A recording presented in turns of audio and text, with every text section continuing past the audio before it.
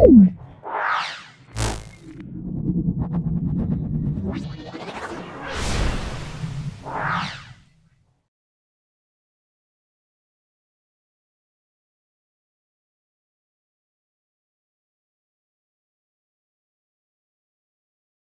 আজকে WBTA test পেপারে second স্কুলটা দ্বিতীয় স্কুলটাকে মালদা ডিস্ট্রিক্ট কোশ্চেন ব্যাখ্যা করছি।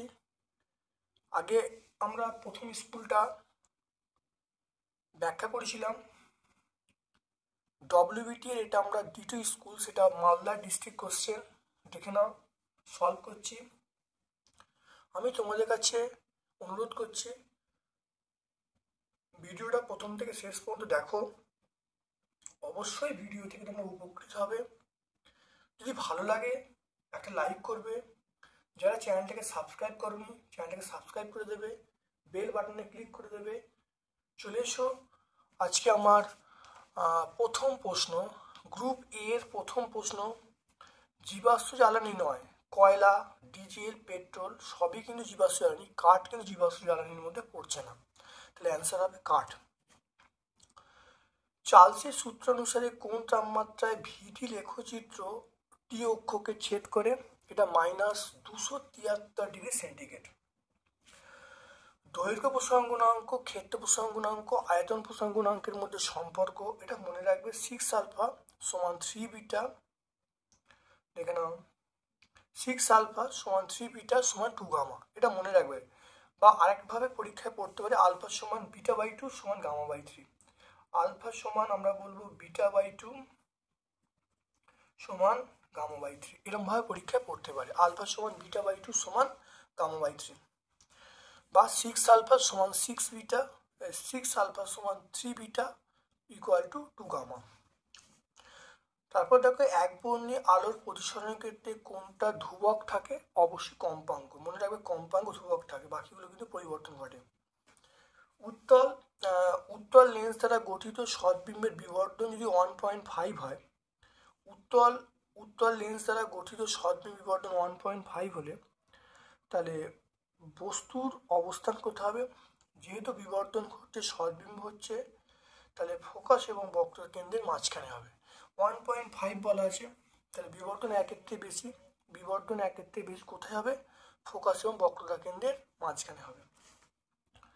তারপর দেখো মোলার ভরের একক আমরা বলবো গ্রাম/মোল, মনে রাখবে গ্রাম/মোল।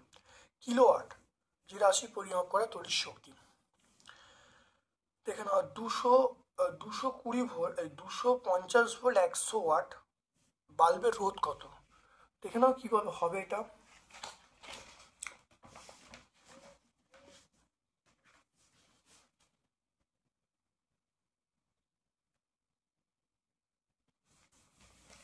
এটা কিভাবে হবে দেখে নাও ভালো করে। 1.8টা দেখে নাও, প্রসেসটা ভালো দেখে নাও। 1.8 এখানে বলা আছে, দেখো আমরা জানি R সমান v²/p। ভি মানে এখানে বলা আছে 250 তার স্কোয়ার, আর এটা কত বলা আছে? পি এর মান 100। তাহলে R সমান কত হবে? এটা 250 × 250/100, শূন্যগুলো কেটে দাও, তাহলে কত? আর এর মান দেখো 25 আমরা কত বলবো? 625 ওহম বলবো। তাহলে আর কত হলো? 625 ওহম। তাহলে দেখে নাও অপশন, দেখো অপশন সি আছে। তারপর দেখো কোন ধরনের রশ্মিতে কোনো আধান থাকে না? গামা রশ্মি, এটা হলো নিস্তড়িত কণা, অর্থাৎ কোনো আধান নেই। তারপর দেখো পর্যায় সারণীর ক্ষুদ্র এবং অতি ক্ষুদ্র পর্যায়ের মধ্যে পার্থক্য কত? ক্ষুদ্র পর্যায় এবং অতি ক্ষুদ্র পর্যায়ের মধ্যে মৌলের পার্থক্য কটা বলো? 6টা বলবো। তারপর চলে এসো, আজকে আমরা ডব্লিউবিটিএ মাধ্যমিক টেস্ট পেপার 2025-এ যে টেস্ট পেপারটা তোমরা ডব্লিউবিটিএ মাধ্যমিক টেস্ট পেপার আমরা সলভ করছি। তোমরা ভিডিওটা প্রথম থেকে শেষ পর্যন্ত দেখো, অবশ্যই তোমরা উপকৃত হবে। চলে এসো, নিচের কোন যৌগের ক্ষেত্রে অনুরোধ থাকে না? মানে মনে রাখবে যারা তড়িৎজয়ী যৌগ তাদের ক্ষেত্রে কথা প্রযোজ্য হয় না, তাহলে তাহলে অণুর কথাটা থাকে না। তাহলে এখানে দেখো অ্যামোনিয়া, তারপর হাইড্রোজেন ক্লোরাইড, মিথেন সব কিন্তু সমযোজী যৌগ।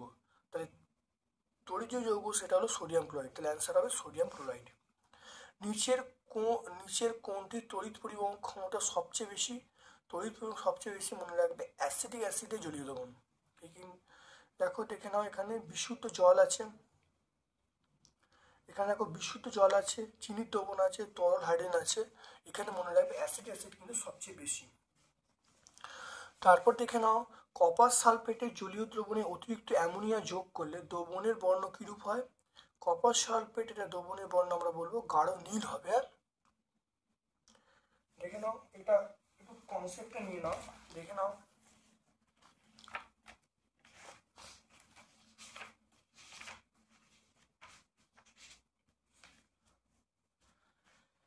দেখে নাও, কপার সালফেটের জলীয় দ্রবণে, দেখো কপার সালফেটের জলীয় দ্রবণে অ্যামোনিয়া যোগ করলে দ্রবণ বিক্রিয়া করে জটিল লবণ তৈরি করবে, দ্রবণের বর্ণ কিন্তু গাঢ় নীল হবে। ঠিক আছে। তারপর দেখো, নিচের কোনটি লোহার আকরিক হিমাটাইট? নিচের কোনটি জ্যামিতিক আকার সমচতুস্তলাকার? এটা মিথেন আমরা বলি, মিথেন। চলে এসো বিভাগ খ বা গ্রুপ বি এর প্রশ্নে। কৃত্রিম উপগ্রহে শক্তির প্রধান উৎস কি? আমরা বলবো সৌরশক্তি। কি বলবো? সৌরশক্তি বলবো। কোন প্রচলিত শক্তির ব্যবহারে সরাসরি পরিবেশ দূষণ হয় না? জলবিদ্যুৎ বলবো। জলবিদ্যুৎ আমরা কিন্তু বলবো, জলবিদ্যুৎ বলবো। তারপর দেখো, সৌরকোষে অর্ধ পরিবেশ ব্যবহার করা, এটা সিলিকন। তাই 2.2 আমরা উত্তর কিন্তু সিলিকন বলবো, 2.2 উত্তর আমরা সিলিকন এসআই লিখবো। তারপরে দেখে নাও, বিশুদ্ধ জলের স্ফুটনাঙ্ক 227 কেলভিন, এটা 327 হবে, তাহলে এটা মিথ্যা হবে। তাহলে আমরা 2.3 এটা আমরা কি বলবো? মিথ্যা বলবো। তারপরে 2.4 কোন বিজ্ঞানী প্রথম অণু ধারণা দেন? এটা অ্যামিলিও অ্যাভোগাড্রো।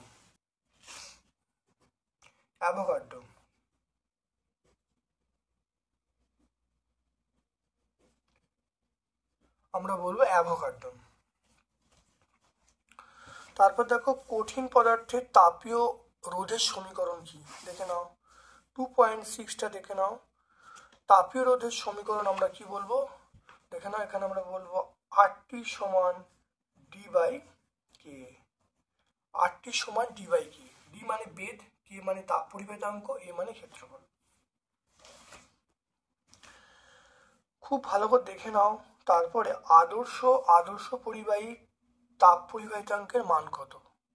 আদর্শ পরিবাহী তাপ পরিবাহিতাঙ্কের মান আমরা বলবো অসীম বলবো। আদর্শ পরিবাহী তাপ পরিবাহিতাঙ্কের মান আমরা অসীম বলবো।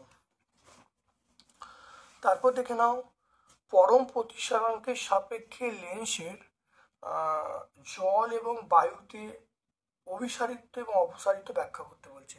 দেখে নাও, এটা একটু ব্যাপারটা বুঝতে হবে। দেখে নাও, এটা হলো অথবা প্রশ্ন, এটা 2.6 নয়, এটা 2.5,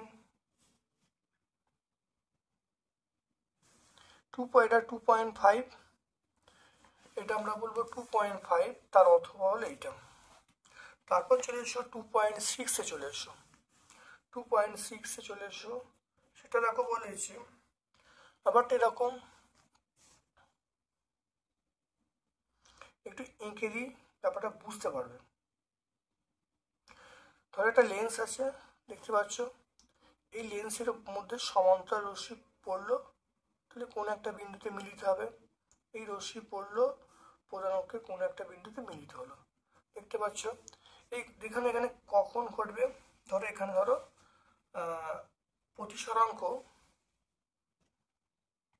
ধরো কি আছে, এটাও বায়ু আছে, এটাও বায়ু আছে, ঠিক আছে।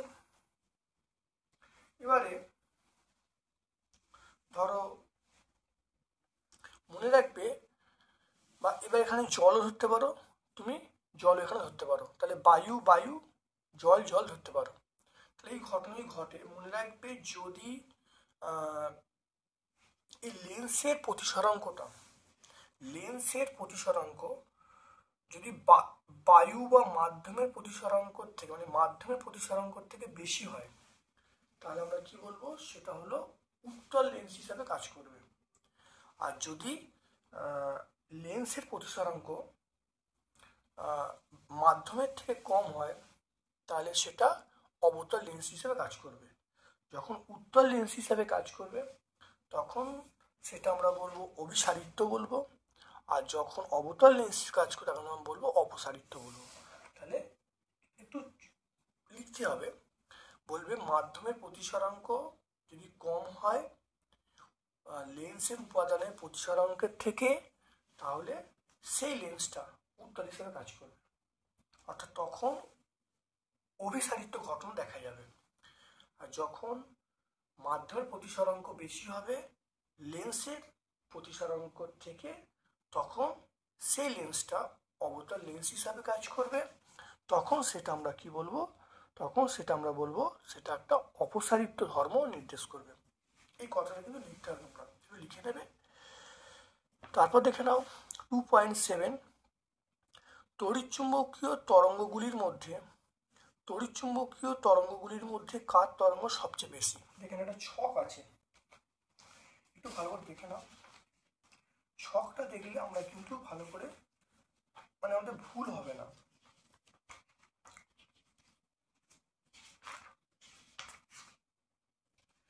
দেখে নাও তড়িৎচুম্বকীয় তরঙ্গ দৈর্ঘ্য দেখতে পাচ্ছ, দেখো সবচেয়ে কম গামা রশ্মি, সবচেয়ে বেশি হলো রেডিও তরঙ্গ, তাহলে অ্যান্সার হবে রেডিও তরঙ্গ। তাহলে এখানে কি বলবো, আমরা এখানে অ্যান্সারটা বলবো রেডিও তরঙ্গ। তাহলে 2.7 এটা আমরা অ্যান্সার বলবো রেডিও তরঙ্গ।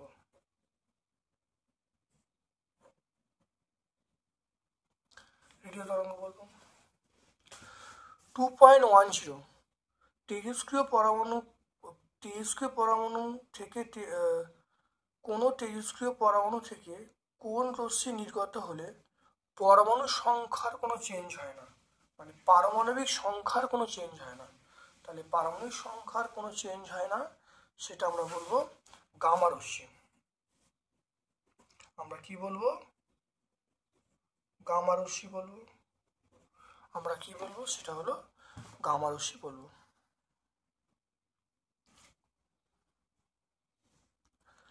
তারপর দেখো অথবা প্রশ্ন দেখো তেজস্ক্রিয় রশ্মিগুলির মধ্যে কোনটির গতিশক্তি সবচেয়ে কম। গতিশক্তি কম মনে রাখবে আলফা বিটা গামা আছে, তিনটে রশ্মি আছে, এখানে মনে রাখবে গতিশক্তি সবচেয়ে কম হলো আলফা রশ্মি। তাহলে অথবা প্রশ্ন আমরা বলবো এটা আমরা কি বলবো আলফা রশ্মি, আমরা বলবো আলফা রশ্মি। তারপর দেখো সন্ধিগত মৌল,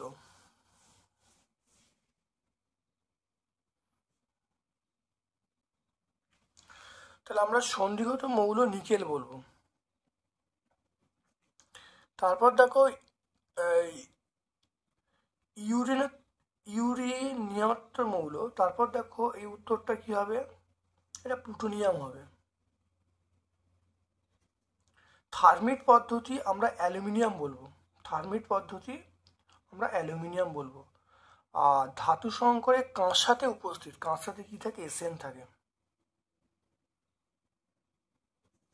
কাঁসাতে এসএন থাকে। তারপর দেখো সিএও ইলেকট্রন গঠন দেখা যাবে, সিও এর ইলেকট্রন গঠন দেখে নাও। সিএও ক্যালসিয়াম অক্সাইড দেখে নাও, ইলেকট্রন গঠন ভাবে দেখে নাও, এটা বললেই হয়ে যাবে, ছোট করে বলে দেবে ইলেকট্রন গঠন এইটা দেখে নাও, এই ভাষাটা বলে দিলেই হয়ে যাবে।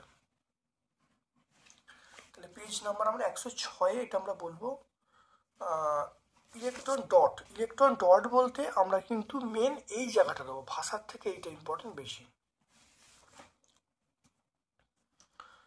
তারপর দেখো সত্য মিথ্যা বলতে বলছে তড়িৎ বিশ্লেষণ এক প্রকার জারণ বিজারণ প্রক্রিয়া, তড়িৎ বিশ্লেষণ এক প্রকার জারণ বিজারণ প্রক্রিয়া, আমরা কি বলবো সত্য বলবো।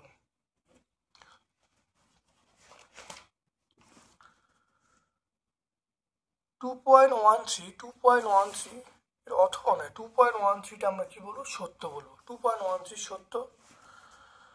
তারপর অথবার প্রশ্ন দেখো, এখানে অথবার প্রশ্ন বলতে বলেছে তড়িৎ বিশ্লেষণ, দেখে নাও, তড়িৎ বিশ্লেষণের সময় বর্তনী তড়িৎ প্রবাহ অ্যানোড থেকে ক্যাথোডে যায়। তড়িৎ বিশ্লেষণের সময় বর্তনী তড়িৎ প্রবাহ অ্যানোড থেকে ক্যাথোডে যায়, এটাও সত্য। তাহলে দেখো না, অ্যানোড থেকে ক্যাথোডে যাচ্ছে, তো এটা আমরা সত্য বলবো। তাহলে অথবা প্রশ্নটা আমরা কি বলবো, তড়িৎ বিশ্লেষণের সময় তড়িৎটা অ্যানোড থেকে ক্যাথোডে যায়, এটা আমরা সত্য বলবো। তারপর চলে এসো, দেখে নাও, সিউ ধাতুর তড়িৎ বিশ্লেষণে তড়িৎ বিশ্লেষ্য হিসাবে আমরা তড়িৎ বিশ্লেষ্য হিসাবে আমরা কি ব্যবহার করি? সিউ ধাতু,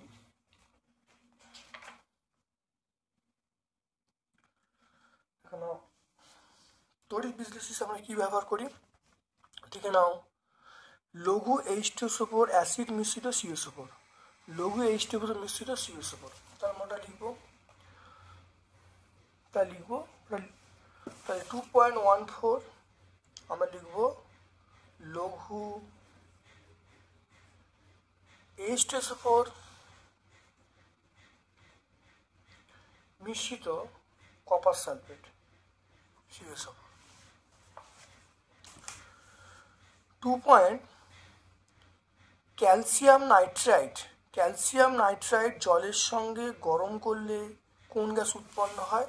এটা আমরা বলবো অ্যামোনিয়া গ্যাস উৎপন্ন হয়, এটা দেখবে অ্যামোনিয়া গ্যাস উৎপন্ন হয়। নাইট্রোলিয়ামে জল যোগ করলে এখানে অ্যামোনিয়া উৎপন্ন, তাহলে দুটোই অ্যামোনিয়া, তাহলে দুটোই আমরা কি বলবো, অ্যামোনিয়া বলবো। তারপর দেখে নাও, খুব ভালো দেখে নাও, সালফার ট্রাইঅক্সাইড থেকে কিভাবে অলিয়াম পাওয়া যাবে, একটু দেখে নাও।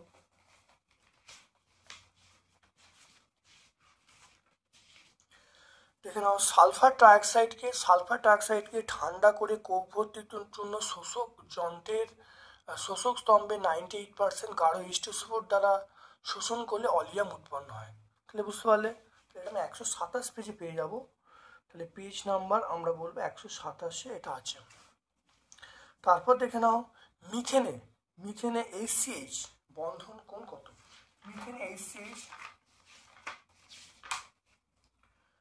মিথেনে HCH দেখে নাও, দেখো মিথেন HCH, তাহলে 109 ডিগ্রি 28 মিনিট, তাহলে কত হবে, 109 ডিগ্রি 28 মিনিট।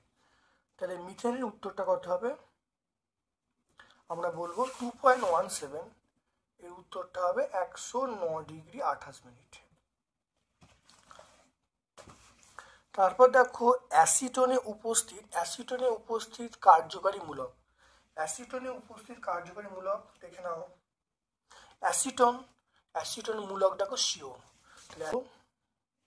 অ্যাসিটনের কার্যকারী মূলক আমরা কি বলবো, CO বলবো। পিভিসির মনোমারের নাম কি? এটা ভিনাইল ক্লোরাইড বলবো। দেখো পিভিসি মনোমারের নাম, দেখো ভিনাইল ক্লোরাইড। 146 পেয়ে যাবো, টেক্সট বই 146, এটার নাম হলো ভিনাইল ক্লোরাইড, মনে রাখবে এটার নাম হলো ভিনাইল ক্লোরাইড। স্থিতিশীল উন্নয়ন কি, এর প্রয়োজনীয়তা কি? দেখে নাও, স্থিতিশীল উন্নয়ন যে উন্নয়নমূলক কর্মসূচি গ্রহণের মাধ্যমে প্রাকৃতিক সম্পদের পরিমিত এবং যথাযথ ব্যবহার এবং পরিবেশ বান্ধব প্রযুক্তি বা কৌশলের সুদক্ষ প্রয়োগের মাধ্যমে বর্তমান জীবনযাত্রার মান উন্নয়ন এবং ভবিষ্যৎ প্রজন্মের জন্য প্রাকৃতিক সম্পদকে সুরক্ষিত করা যায়, তাকে বলে স্থিতিশীল উন্নয়ন। অর্থাৎ যে উন্নয়ন কর্মসূচি গ্রহণের মাধ্যমে প্রাকৃতিক সম্পদে ঠিকঠাক ব্যবহার করবে, পরিবেশ প্রযুক্তি ব্যবহার করে বর্তমান জীবনযাত্রা বা ভবিষ্যৎ প্রজন্মের চিন্তা করে মানবজাতির সার্বিক উন্নয়ন করা যায়, তাকে আমরা বলবো স্থিতিশীল উন্নয়ন। এর লক্ষ্য বা এর কি বলা আছে, এর প্রয়োজনীয়তা কি? ভবিষ্যৎ প্রজন্মের যে চাহিদা মেটানো। নাম্বার 2 হলো বর্তমান এবং ভবিষ্যতে পরিবেশ এবং অর্থনৈতিক সামাজিক উন্নতি ঘটানো। এটা আমরা ভট্টাচার্য ব্রাদার্সের বইয়ে 5-এ পাবো, পেজ নাম্বার 5-এ পাবো। এটা 5। তারপর দেখো বেলুনে 95 সেন্টিমিটার এইচজি চাপে 0.8 লিটার বাতাস ভরা আছে। যদি উষ্ণতার সমান রেখে 76 সেমি এইচজি আনা হয় তাহলে বাতাসের আয়তন কত হবে? 3.2 দেখে নাও। P1 মানে 95 সেমি এইচজি, এটা আমরা P1 বলে দিয়েছি। তারপর দেখো V1 বলা আছে 0.8 লিটার। তারপরে দেখো বলা আছে P2 চাপটা কমিয়েছে, চাপ কমিয়ে কত 76 সেমি এইচজি করেছে। তারপর দেখো V2-র মানটা চাইছে, অন্তিম আয়তন চাইছে। তাহলে আমরা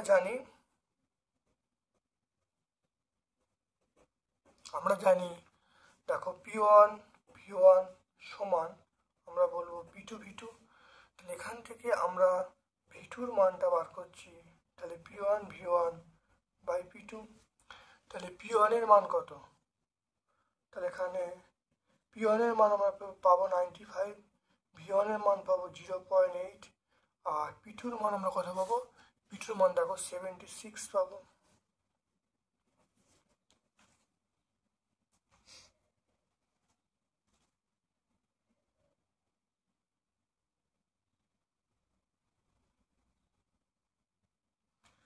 তাহলে 19 দিয়ে কাটলে 19, 5, 19, 4,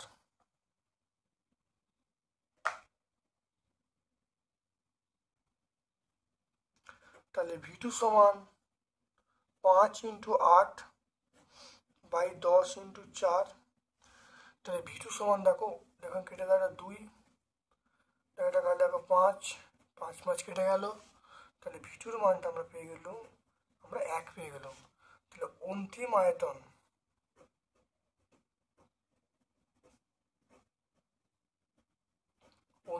আমরা পেয়ে গেলাম কত? 1 লিটার। তাহলে এটা অ্যান্সার হয়ে গেল। দেখে নাও, এটা অ্যান্সার পেয়ে গেলাম, অন্তিম আয়তন 1 লিটার। তারপর দেখে নাও গ্যাসকে বায়ুনিরুদ্ধ পিস্টনযুক্ত একটি লোহার চোঙে O2 গ্যাসকে 25 সেন্টিগ্রেড তাপমাত্রায় আবদ্ধ করা হলো। স্থির চাপে কোন তাপমাত্রায় আয়তন প্রাথমিক আয়তনে 3 গুণ হবে? T1 তাপমাত্রা 298 বলা আছে। তাহলে V1 দেখো মান বসাচ্ছি, দেখে নাও T1 মানে 298 সমান আমরা কি বলবো? V2 মানে অন্তিম আয়তন 3 গুণ বলেছে, 3 × V1 বলবো বাই আমরা T2 বলবো। তাহলে V1 ক্যান্সেল হয়ে গেল, দেখে নাও। তাহলে ক্যান্সেল হয়ে গেলে আমি T2-র মানটা পেয়ে যাচ্ছি। T2-র মানটা হলো 298 × 3। এটা করলে হবে 894 হবে। অতএব অন্তিম তাপমাত্রা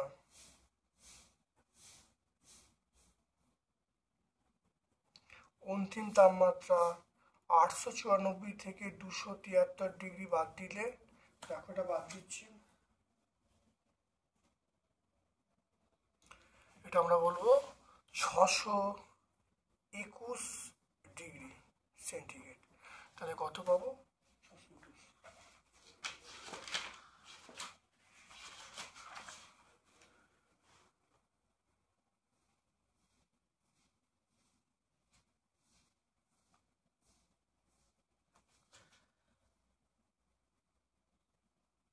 এটা কত পাবো? অ্যান্সার 621 পেয়ে যাব। তারপরে আমরা যে জায়গাটা আসবো, দেখে নাও মায়োপিয়া। মায়োপিয়ার কারণ কি? মায়োপিয়ার কারণ দেখে নাও, এটা আমরা টিক্স। মায়োপিয়ার কারণ অর্থাৎ মায়োপিয়া কেন হয়? দেখে নাও অক্ষিগোলকের আকার স্বাভাবিকের তুলনায় বড় হলে বা লেন্সের ফোকাস দৈর্ঘ্য কমে গেলে প্রতিকার কি? অবতল লেন্স চশমা ব্যবহার করতে হবে। এটা 54 পেজ আমরা পেয়ে যাব, পেজ নাম্বার 54 আমরা পেয়ে যাব। তারপর দেখো গাড়ির ভিউ মিরার হিসাবে উত্তল দর্পণ কেন ব্যবহার করা হয়? দেখে নাও, দেখো আমরা গাড়িতে ভিউ ফাইন্ডার হিসাবে আমরা উত্তল দর্পণ ব্যবহার করি। উত্তল দর্পণ ব্যবহার করলে গাড়ির সামনে থাকা উত্তল দর্পণ ব্যবহার করলে তার সামনে থাকা বস্তুর সর্বদা, তাহলে উত্তল দর্পণ তার সামনে থাকা সব বস্তুর খর্বকার অসৎবিম তৈরি করে। ফলে গাড়ির পেছনের চালক পেছনে অনেক দূরের গাড়ি বা বস্তুকে পরিষ্কার দেখতে পায় এবং দুর্ঘটনা ঘটার কোনো সম্ভাবনা থাকে না। এটা 41 পেজ আমরা পেয়ে যাব। তারপর দেখে নাও ফ্লেমিংয়ের বামহস্ত নিয়ম। ফ্লেমিংয়ের বামহস্ত নিয়ম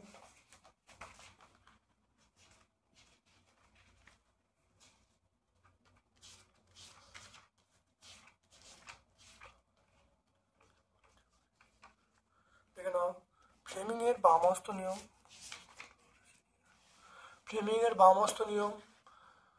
দেখে নাও। বাম হাতের বৃদ্ধাঙ্গুষ্ঠ তর্জনী মধ্যমা পরস্পর সমকোণে থাকলে তর্জনী চৌম্বক ক্ষেত্রে মধ্যমা তড়িৎ প্রবাহ নির্দেশ করে, তাহলে বৃদ্ধাঙ্গুষ্ঠ পরিগতিরোধও নির্দেশ করবে। খুব ভালো করে দেখে নাও, খুব ভালো করে বুঝে নাও। এটা 78 পেজে আমরা পেয়ে যাব। তারপর দেখো সোডিয়াম ক্লোরাইড। দেখে নাও সোডিয়াম ক্লোরাইডের ক্ষেত্রে আণবিক ভর কথাটির পরিবর্তে সংকেত ভর কথাটা ব্যবহার করা হয় কেন? দেখে নাও সোডিয়াম ক্লোরাইডের আণবিক ভর পরিবর্তে সংকেত ভর কথাটা ব্যবহার করা হয় কেন?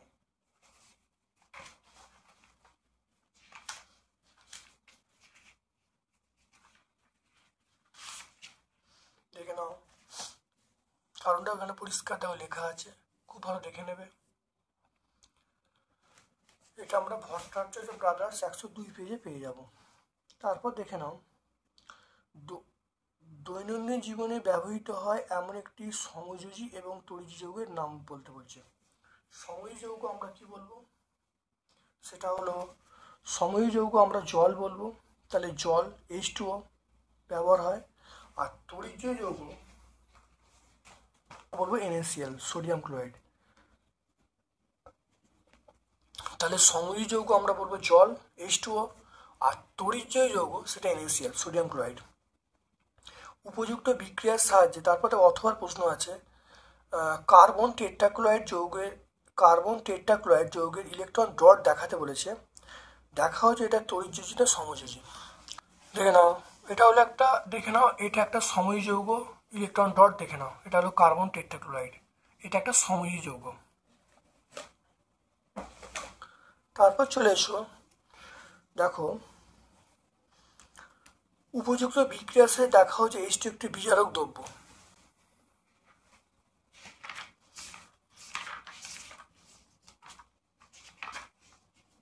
দেখো H2 এর বিজারণ ধর্ম আছে, দেখে না H2 এর বিজারণ ধর্ম, তাহলে আমরা এই বিজারণ ধর্মটা পুরো লিখে দেবো, লিখে দিলে হয়ে যাবে 123 পেজে। এটা 123 পেজে পাবো। কপারের তৈরি কোনো বস্তুকে দীর্ঘদিন খোলা বাতাসে রেখে দিলে কি ঘটবে?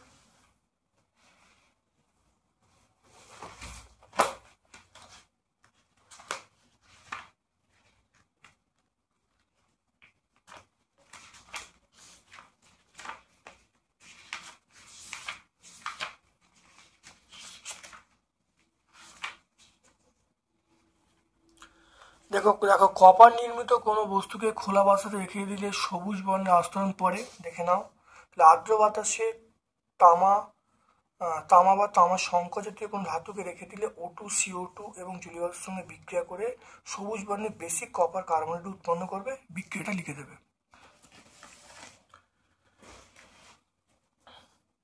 এটা আমরা 431 পেজে পাবো, সহায়িকা। তারপর দেখে নাও অথবা প্রশ্ন, মিথেনকে অতিরিক্ত বায়ুতে পোড়ালে কি ঘটবে? দেখে নাও, বায়ুতে পোড়ালে মিথেন অদীপ্ত ফিকে নীলাভভাবে জ্বলবে। তাহলে দেখে নাও তার সঙ্গে CO2 এবং জল উৎপন্ন করবে, তাহলে CH4 + O2 CO2 + H2O, এবং তার সঙ্গে তাপ উৎপন্ন করবে। এটা টেক্সট বই 144 আমরা পাবো। এখানে যেহেতু এখানে লেখার স্কোপটা খুব কম, সেই জন্য সব জায়গায় আমি পেজ নাম্বারটা দিতে পারছি না, তাই তোমাদের বলবো ভিডিওটা প্রথম থেকে দেখো, দেখলে তোমরা সব কিছু বুঝতে পারবে।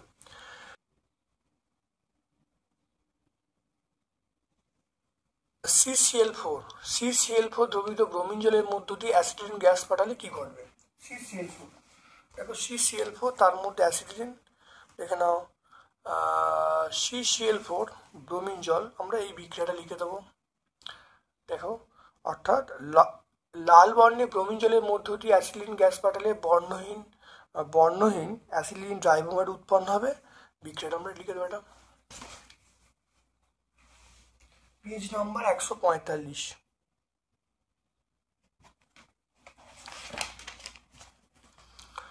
তারপর দেখো চলে এসো, সেটা হলো বয়েল সূত্র, চাল সূত্র, অ্যাভোগাড্রো সূত্রের সাহায্যে পিভি সমান এনআরটি সমীকরণটা প্রতিষ্ঠা করতে বলছে।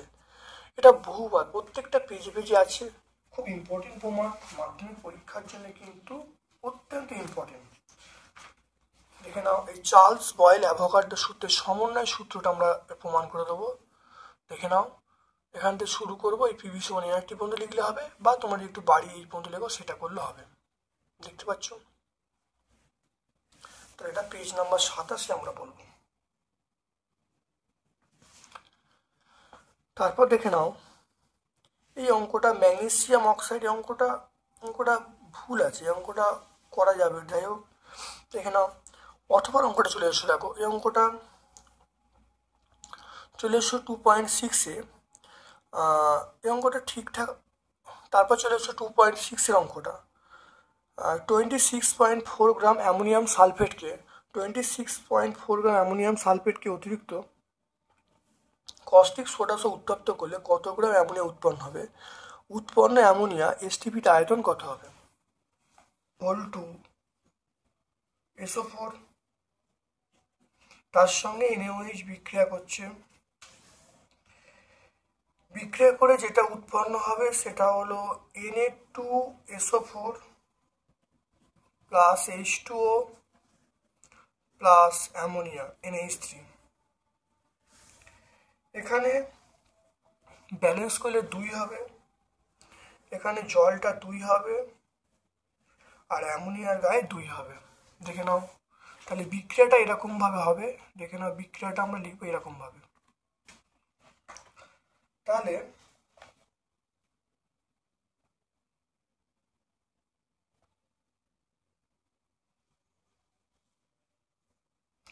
এটাই করলে কত হবে? ও মানে 4x16। তাহলে অ্যামোনিয়াম সালফেটের যে আণবিক ভর, এটা যোগ করলে যেটা আসবে, এটা 132 গ্রাম আসবে, 132 গ্রাম। তারপর দেখো অ্যামোনিয়া দেখো, অ্যামোনিয়া মানে 2x22.4 লিটার, এটা এসটিপিতে, কারণ 2 মোল আছে। অঙ্কটা কি বলছে দেখো, বলা আছে কত গ্রাম অ্যামোনিয়া উৎপন্ন হবে, কত গ্রাম অ্যামোনিয়ার দেখো, অ্যামোনিয়ার আণবিক ভর তাহলে 2, এটা হলো 14 প্লাস 3, তাহলে 17 দুগুণে 34, তাহলে 34 গ্রাম।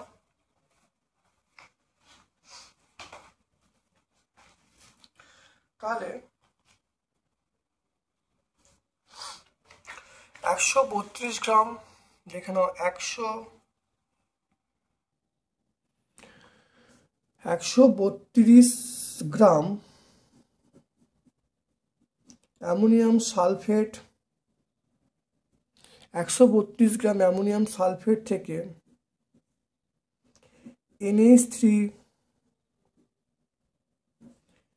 NH3 পাওয়া যায়, আমরা কত বলবো? 34 গ্রাম। তাহলে 1 গ্রাম অ্যামোনিয়াম সালফেট থেকে NH3 পাওয়া যায়, তাহলে 34/132। তারপরে দেখে নাও কত বলা আছে, আমরা বলবো 26.4 গ্রাম অ্যামোনিয়াম সালফেট। তাহলে 26.4 গ্রাম অ্যামোনিয়াম সালফেট থেকে অ্যামোনিয়া পাওয়া যাবে, কত বলবো? সেটা হলো 34 × 26.4/132।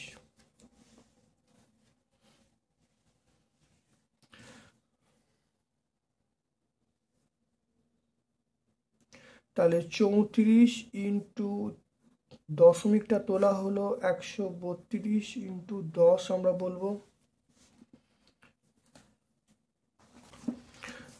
বলা আছে উৎপন্ন অ্যামোনিয়ার এসটিপিতে আয়তন কত। তাহলে দেখে নাও 132 গ্রাম অ্যামোনিয়াম সালফেট থেকে 132 গ্রাম অ্যামোনিয়াম সালফেট থেকে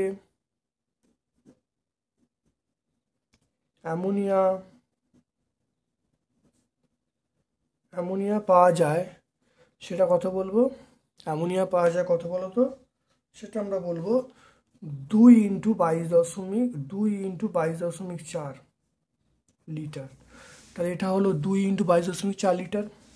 একে কত, 1 গ্রামে কত পাওয়া যাচ্ছে দেখে নাও। তাহলে 2 ইন্টু আমরা বলবো 22.4 বাই 132, আর এখানে দেখো কত বলা আছে 26.4 গ্রাম অ্যামোনিয়াম সালফেট থেকে অ্যামোনিয়া পাওয়া যাবে, সেটা দেখে নাও। তাহলে আমরা বলবো 2 ইন্টু 22.4 ইন্টু 26.4 বাই 132, দেখে নাও দশমিকটা তুলে দাও। 2 ইন্টু 22.4 ইন্টু দশমিকটা তুলে দেওয়া হলো 132 ইন্টু 10, কাটাকুটি করলে আমরা 2 বলবো।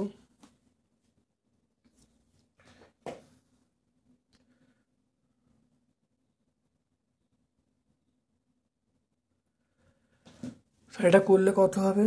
এটা করলে দেখো আসবে, সেটা আমরা বলবো 89.6 বাই 10। তাহলে এটা ভাগ করলে 8.96 লিটার।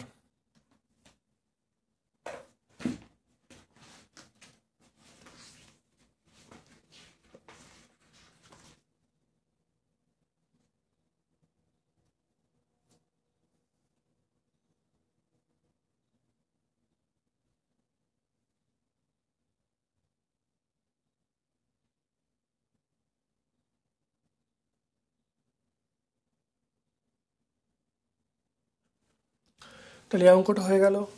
তাহলে 32 গ্রাম, দেখো 132 গ্রাম অ্যামোনিয়াম সালফেট থেকে দেখো অ্যামোনিয়া উৎপন্ন হচ্ছে, এখানে 2 ইন্টু 22.4 লিটার একে কত, আর যেটা হলো 26.4 লিটার দেখো বার করেছি, বার করলে পেয়ে গেছি 8.96 লিটার।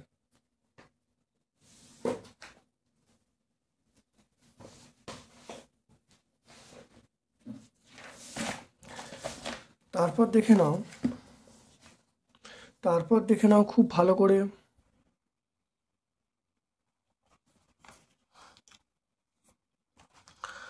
দেখে নাও তাপ প্রবাহ এবং তড়িৎ প্রবাহের গাণিতিক রূপটি তুলনা করতে বলছে। তাপীরোধ কাকে বলে বলতে বলছে, আর ঠিক আছে তাপীরোধ কাকে বলে বলতে বলছে। দেখো তাপ পরিবহন তড়িৎ পরিবহনের তুলনা, এইটা আমরা পাবো। দেখে নাও তাপ প্রবাহ মাত্রা, এইটা আমরা এখান থেকে শুরু করব, একদম এই পর্যন্ত লিখবো। দেখে নাও ভালো করে, আমরা এইখান থেকে শুরু করব, এখানের মতো লিখবো, লিখলে উত্তর চলে আসবে। দেখো এটা হলো তাপীরোধের রাশিমালা পেয়ে যাবে এখানে। এসে আমরা বলবো কেলভিন ওয়াট টু দি পাওয়ার -1, এটা আমরা বলবো। তাহলে এরপরে দেখো একটা অথবার প্রশ্ন আছে, তাপ পরিবহন তড়িৎ প্রবাহ মাত্রার দুটো সাদৃশ্য লিখতে বলছে। উচ্চ তাপ পরিবাহিতাঙ্ক বিশিষ্ট একটি অধাতুর নাম, এটা আমরা হিরে বলবো। উচ্চ তাপ অধাতুর নাম আমরা হিরে বলবো। আর আগের প্রশ্ন উত্তরটা দেখে নাও এখান থেকে আমরা দুটো পার্থক্য বলে দেবো, দেখে নাও।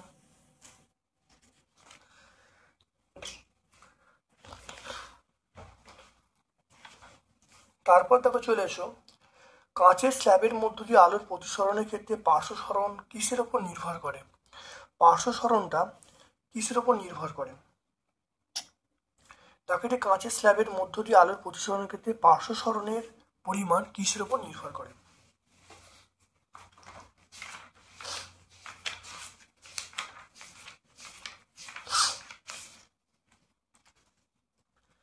দেখে নাও। তাহলে আমরা পার্শ্ব সরণ দেখে নাও, পার্শ্ব সরণটা পরিষ্কার নির্ভর করছে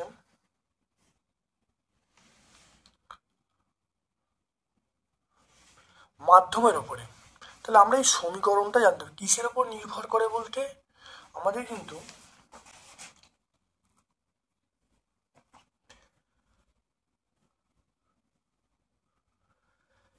কিসের ওপর নির্ভর করে, শুধু এইটুকু যদি প্রশ্ন থাকে তাহলে আমরা দেখো মাধ্যমেও নির্ভর করে, মাধ্যম কিরম থাকবে তার উপর পার্শ্ব সরণ কেমন হবে মাধ্যমের উপর আমরা নির্ভর করবে। তারপর অথবা প্রশ্ন থেকে নাও, কাঁচের স্ল্যাবের মধ্যে দিয়ে আলোর প্রতিসরণ চিত্র আঁকতে বলছে, দেখাও যে পরম প্রতিসরাঙ্ক তাপমাত্রার উপর কিভাবে নির্ভর করে। এই চিত্রটা আমরা আঁকবে, এই চিত্রটা ভালো করে আঁকবে। আর তাপমাত্রার উপর কিভাবে নির্ভর করে পরম প্রতিসরাঙ্ক, তাপমাত্রা বাড়লে প্রতিসরাঙ্ক কমে যায়, অর্থাৎ ব্যাস সম্পর্কে আছে। কিভাবে নির্ভর করে ব্যাস, তাহলে পরম তাপমাত্রা প্রতিসরাঙ্ক ব্যাস সম্পর্কে আছে।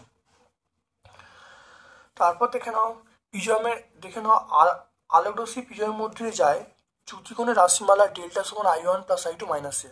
এটা অনেকবার হয়েছে এবছর পরীক্ষার জন্য, অত্যন্ত ইম্পর্টেন্ট প্রশ্ন, খুব ভালো দেখে নাও, খুব ইম্পর্টেন্ট প্রশ্ন, এটা দেখে নাও ভালো করে। তারপর দেখো 6 ওহম রোধের একটি ধাতব তারকে টেনে প্রাথমিক দৈর্ঘ্য অর্ধেক করা হলো, অন্তিম রোধ কত হবে। একটা সমীকরণ আছে, তোমরা এই ভিডিওগুলো সব দেখো, দেখবে আমি একটা সমীকরণ প্রতিষ্ঠা করেছিলাম, সমীকরণটা তোমরা ভিডিওতে পেয়ে যাবে। দেখো 4.6 একটা সমীকরণ আছে, সেটা হলো R2/R1, R2/R1 এটা বলবো L2/L1 তার হোল স্কোয়ার। এটা একটা সমীকরণটা আছে, তোমরা একটু প্রমাণটা দেখে নেবে। তারপর দেখে নাও তারের দৈর্ঘ্য দ্বিগুণ করছে, তারের দৈর্ঘ্য দ্বিগুণ করছে মানে R2/R1 দৈর্ঘ্য দ্বিগুণ মানে 2L, এটা L1 মানে অন্তিম, মানে এখানে কোশ্চেন অনুসারে বলতে পারি, তাহলে আমরা বলতে পারি L2 সমান 2L1, তাহলে এখানে L2/L1 এই মানটা 2 বলতে পারি, ঠিক আছে। তাহলে এখান থেকে দেখো তাহলে R2/R1 এটা আমরা কত বলবো, এটা আমরা বলবো 4 বলবো, 4 হয়ে গেল। এরপর চলে এসো, দেখো প্রাথমিক রোধ কত বলা আছে, প্রাথমিক রোধ 6 ওহম বলা আছে, তাহলে R1 আমরা কত 6 বলা আছে 6 ওহম, তাহলে R2 মান চাইছি, তাহলে R2 সমান 4 × 6, এটা 6 এর মান বসিয়ে দেওয়া হলো, তাহলে R2 মান আমরা পেয়ে গেলাম 4 × 6 = 24, অর্থাৎ অন্তিম রোধ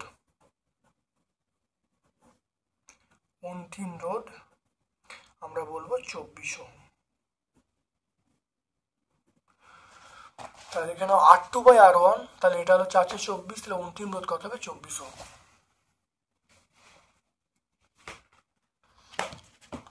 তারপরে দেখে নাও অথবা একটা প্রশ্ন আছে, খুব ভালো দেখে নাও, অথবা প্রশ্নটা আছে 12 ভোল্ট টাংস্টেন ফিলামেন্ট ল্যাম্পকে 12 ভোল্ট বিভব প্রভেদের উৎসের মধ্য দিয়ে যুক্ত করা হলো, ল্যাম্পের মধ্য দিয়ে প্রবাহ মাত্রা 3 অ্যাম্পিয়ার, ল্যাম্পের মধ্য দিয়ে প্রবাহ মাত্রা 3 অ্যাম্পিয়ার। আমাকে নির্ণয় করতে হবে ফিলামেন্টের রোধ, ল্যাম্পের ক্ষমতা আর 5 ঘন্টায় ব্যয়িত তড়িৎ শক্তি।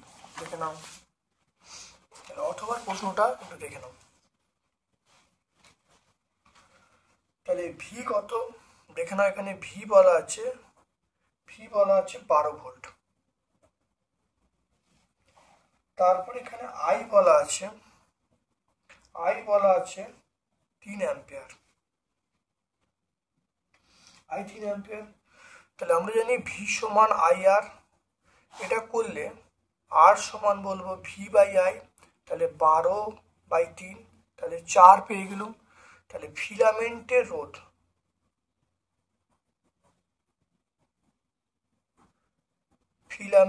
রোধ কত বলবো, আমরা বলবো 4 ওহম, এটা হয়ে গেল। তারপর দেখো বলা আছে ফিলামেন্টের ক্ষমতা, এটা 1 নম্বর উত্তর হয়ে গেল।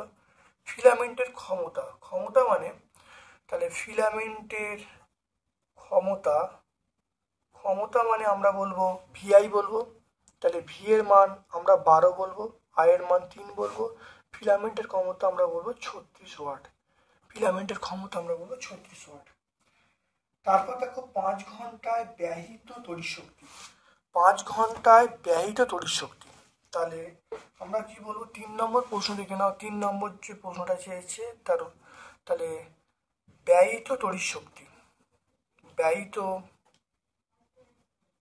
তড়িৎ শক্তি, তাহলে ক্ষমতা 36, কতক্ষণ চলছে? 5 ঘন্টা, তাহলে 36 × 5।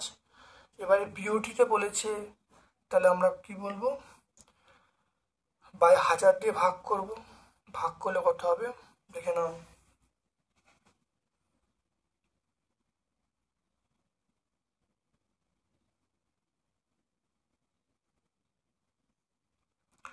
এটা ভাগ করলে আমরা আসবে 0.18, তাহলে এত বিওটি, তাহলে 0.18 চলে আসবে।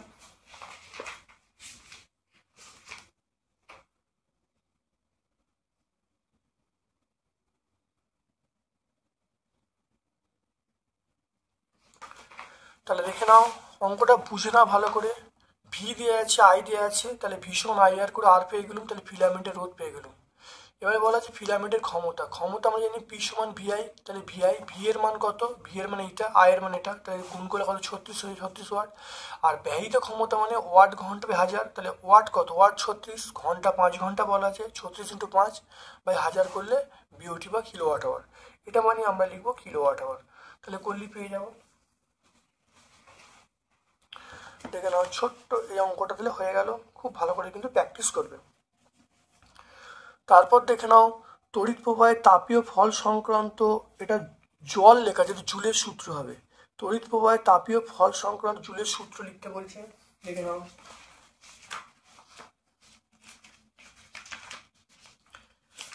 দেখো জুলের 3টে সূত্র আছে, দেখে নাও। 3টে সূত্র ভালো করে মুখস্থ করে নেবে, পরীক্ষায় পড়ার সম্ভাবনা প্রবল, খুব ভালো করে মনে রাখবে। তারপর চলে এসো, নিউক্লিয় বন্ধন শক্তি কাকে বলে? এটি ভর ত্রুটির সঙ্গে কিভাবে সম্পর্কিত, দেখে নাও।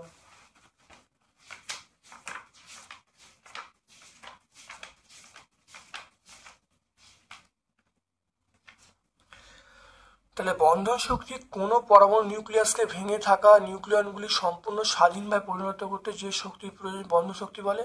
দেখো বন্ধন শক্তির সঙ্গে ভর বিচ্যুতির সম্পর্ক, এটা দেখো ভর বিচ্যুতি, তার সঙ্গে বন্ধন শক্তির সম্পর্ক, এটা লিখে দেবে। তারপরে দেখো চলে আসছি, নিউক্লিয় বন্ধ হয়ে গেল ভর। পৃথিবীর বয়স নির্ণয় করার জন্য কোন আইসোটোপ ব্যবহার করা হয়? দেখো পৃথিবীর বয়স নির্ণয় করার জন্য আমরা C14, পৃথিবীর বয়স নির্ণয় করার জন্য আমরা দেখো এই আইসোটোপটা, লেডের আইসোটোপটা ব্যবহার করি, লেড। তাহলে কোন আইসোটোপ ব্যবহার করি? দেখো এইটা আমরা ব্যবহার করি। তারপর চলে এসো, FiCl কোনটি তড়িৎ ঋণাত্মকতা সবচেয়ে কম?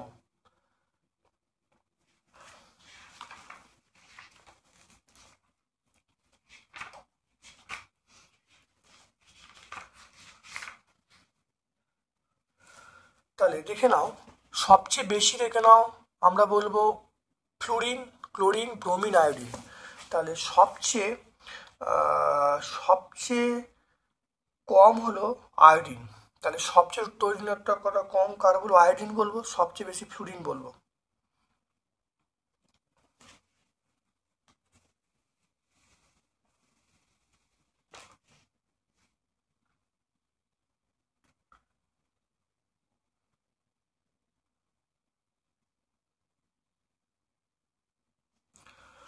আর যার তড়িৎ ঋণাত্মকতা বেশি সে আকারে কিন্তু ছোট হয়।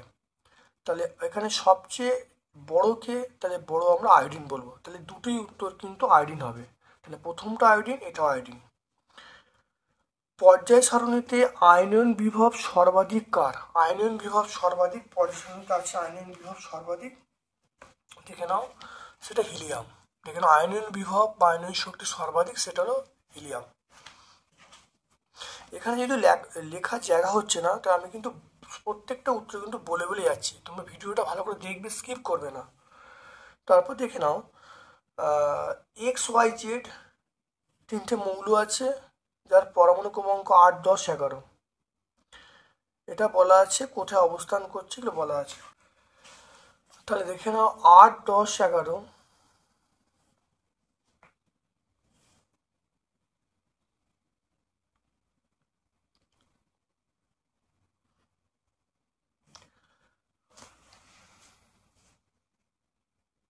দেখে নাও 10, খুব ভালো দেখে নাও 10, দেখে নাও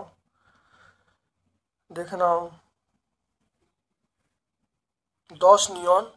নিয়ন নিষ্ক্রিয় মৌল, এটা হলো নিয়ন হলো নিষ্ক্রিয় মৌল, দেখে নাও।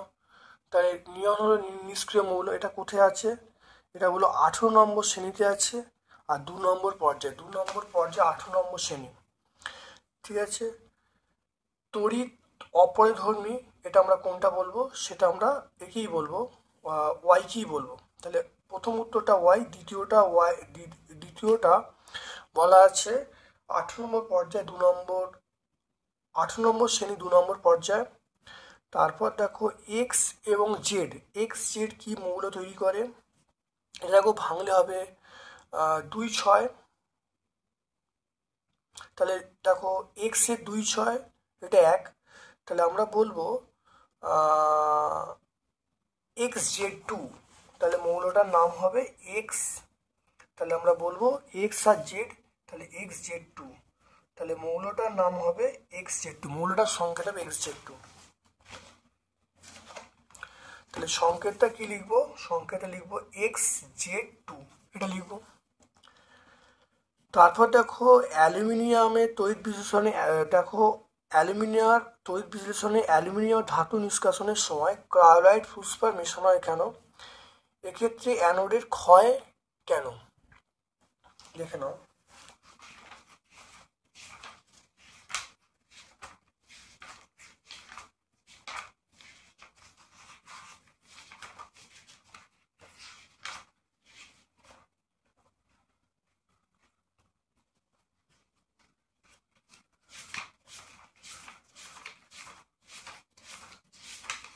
দেখে নাও, খুব ভালো দেখে নাও, এই উত্তরটা বললেই চলে আসবে, দেখে নাও ভালো করে। তারপর দেখো অনুঘটক, দেখে নাও অনুঘটক সহযোগে অ্যামোনিয়ার জারণ প্রক্রিয়া ব্যাখ্যা করতে বলছে। অনুঘটক সহযোগে অ্যামোনিয়ার জারণ, দেখে নাও। আমরা এই দুয়েরটা বলবো, অনুঘটীয় জারণটা বলবো। অর্থাৎ অ্যামোনিয়া এবং অতিরিক্ত অক্সিজেন মিশ্রণকে 700 সেন্টিগ্রেড তাপমাত্রায় পিটি অনুঘটকের সাহায্যে অতি দ্রুত চালনা করলে অ্যামোনিয়া জারিত হয়ে নাইট্রিক অক্সাইডে পরিণত হয়। বিক্রিয়াটা NH4NH3 + 5O2 সমান 4NO + 6H2O সমান 90 কিলোজুল, প্লাস 90 কিলোজুল হয়ে গেল। তারপর দেখে নাও ইথিলিন এবং পলিথিনের দুটো পার্থক্য বলতে বলছে। ইথিলিন এবং পলিথিন,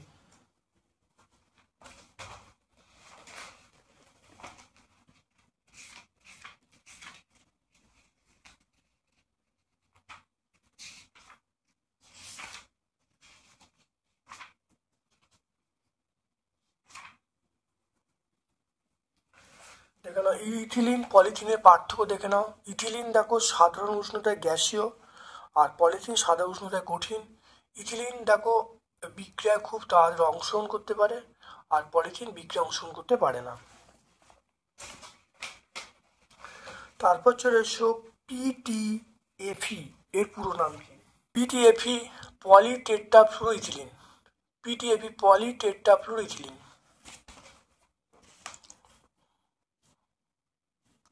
তারপর দেখো ABC কে শনাক্ত করতে বলছে,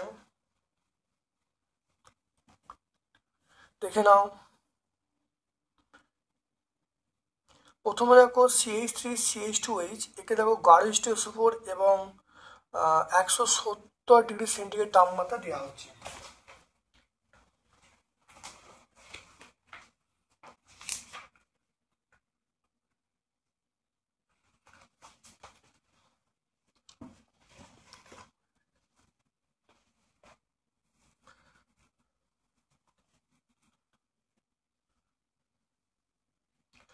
দেখে নাও এটা তাহলে কি হবে?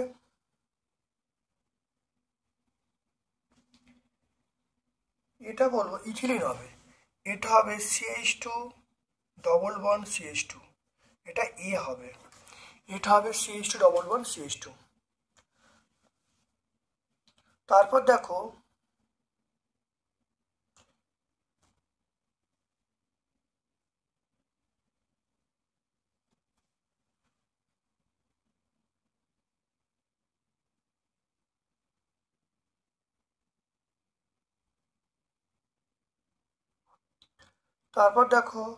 নিকেল অনুঘটক, দুস্তা তাপমাত্রা, এটা দেখো তাহলে বিটা হবে,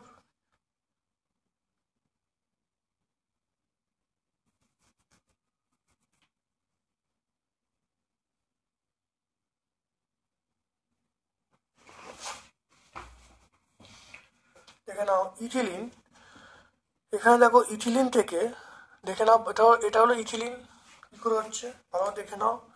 দেখো ইথিলিন হলো, এবার দেখো ইথিলিনকে কি করছে, ইথিলিনের সঙ্গে দেখো র্যানি অনুঘটক দিচ্ছে, র্যানি অনুঘটক এবং H2 মানে র্যানি নিকেল দিচ্ছে এবং হাইড্রোজেন বিক্রিয়া, তাহলে আমরা কি পাবো, মিথেন পাবো। এটা আমরা কি পাবো, ইথেন, এটা নামটা কি, ইথেন পাবো, CH3 বন্ড CH3।